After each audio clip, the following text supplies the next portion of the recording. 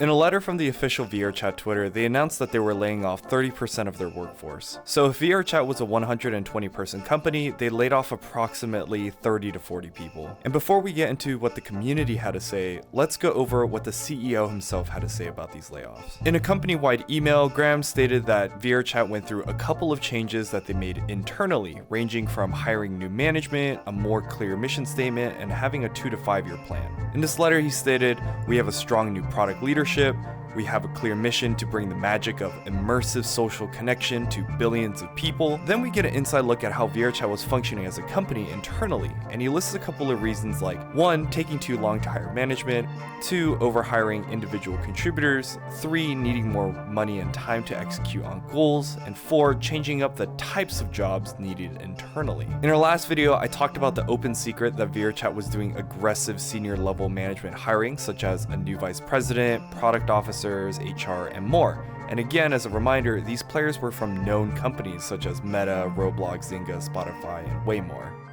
Do you think that since we know VRChat's been going about hiring a lot of these people with like really big portfolios, like what was like the marketing director from Roblox, someone from EA, so on and so forth, do you think that those people also came with big price tags? And so like to pay these higher people that they needed, that they had to let some of their more, I don't want to say redundant staff go, but had to let the redundant staff go? You know, that is a pretty well. Yeah. That is actually a very good point. Now, what I showed was more so speculation, but to be fair, we have seen a trend of companies boosting profits and runway by laying off a whole bunch of people, but VRChat is a private company, and so people can't just buy and pump VRChat stock like you might for a GameStop. And so when I was reading this letter, a lot of points were made, but a few stick out to me. Graham talks about overhiring individual contributors, and he says this multiple times in this letter.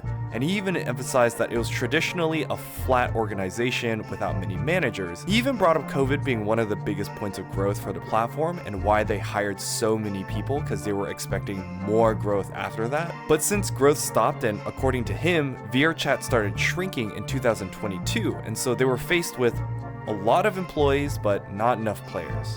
We've seen this play out in many other tech companies like Google, Apple, Meta, but if you're working in tech, you yourself might have been affected like this. So what are VRChat's plans for the future? Well, according to the CEO himself, there's 5 main points. 1. More managers and have them manage teams better. 2. Don't hire so easily, and if you can, look for alternatives. 3. Try to figure out more ways to make money. Merch. VRChat Plus. 4. Try not to pigeonhole people in one specific role and be more flexible with what the organization needs. And the last one, don't lay off so many people again and manage your resources better. And while this is sad news for all those who are affected, I've personally seen some companies go through mass layoffs like this and manage to stay afloat, and even eventually grow enough again to hire people back to its original size. VRChat players expressed a lot of dissatisfaction with this news and are clowning on them more than ever on social media, but I'm curious. After hearing all this, do you think VRChat can grow out of it? Let me know in the comments below, and we might revisit this in a year from now to see what progress the company has made. But until then, I'll see you next time. Peace!